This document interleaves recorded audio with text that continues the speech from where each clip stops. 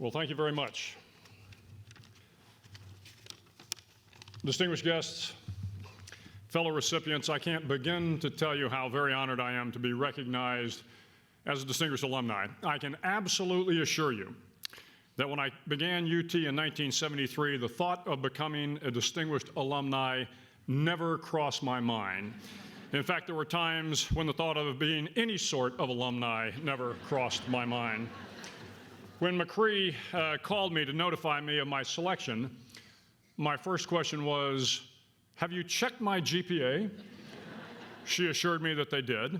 My second question was, "Do they know about my outstanding parking tickets?"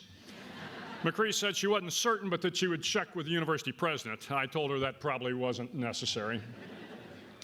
But if there's a lesson to be learned from my selection as a distinguished alumni, is that a university is not only about the strength of your GPA, your class standings, or your parking record. The strength of a university is about how it prepares you for life, and the University of Texas prepared me exceedingly well for what I was about to encounter in my 35 years of naval service.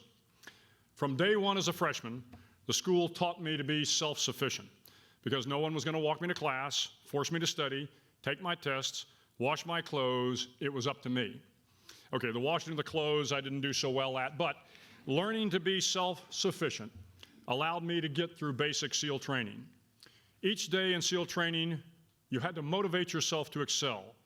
Those that weren't self-sufficient were left behind, never to wear the coveted SEAL trident on their chest. The university, and in particular the Naval ROTC unit, taught me leadership. I learned the value of hard work and discipline. I was inspired by the courage, commitment, and sacrifice of my military instructors who had served in Korea and Vietnam. Their sense of duty to this great nation left an indelible mark on me. And in the past 35 years, that sense of duty guided me through the difficult times, knowing that those instructors would expect me to press on regardless of the obstacles. The school taught me that failure was only a temporary condition. I failed in classes, but the good professors always gave me a second chance. I failed as a collegiate miler. I was by far the slowest man on the team, but the coach still saw something in me and kept me on the team. I failed with several young ladies, but eventually ended up with the right one. Through all these failures, the university taught me to believe that success was possible. The statues of great men and women that guard the school grounds are testament to failures overcome that changed the course of history. I have failed countless times in the Navy, and it never felt good. But nothing quite steels you for battle like failure, because you will fail in war. At some point, your decisions will be wrong, and good men will die as a result of it. But as a soldier, you must learn to get past your failures, to persevere, or you will never make a great leader. The university taught me that lesson well. The school taught me to be compassionate, and it opened my mind to different cultures and ideas. Jester Dormitory was filled with international students, and I minored in Middle Eastern studies.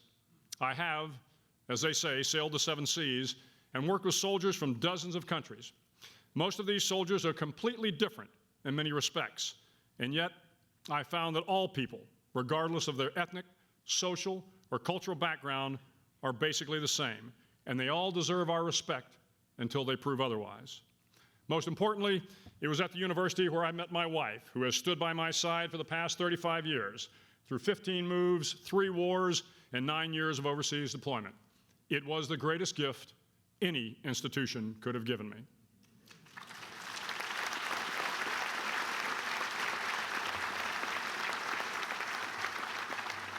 So for those professors out there who come across a struggling student, I would ask you to give them a break and never forget that a great institution like the University of Texas can take a very average student and give him the tools he needs to have uncommon success.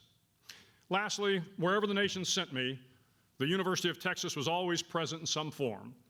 Glimpses of a football game on Armed Forces television, a hook 'em horns from a Fort Hood soldier in Iraq, the Texas Star and Bevo silhouette emblazoned on a Humvee in Afghanistan. It is sometimes hard to appreciate home until you travel so far from its shores. Thank you so much for this incredible recognition. I am humbled, I am honored, I am very appreciative, and I will continue to represent this magnificent university, this great state, and this nation with as much dignity, courage, and respect as I can muster. May God bless this university, and may God bless America. Thank you.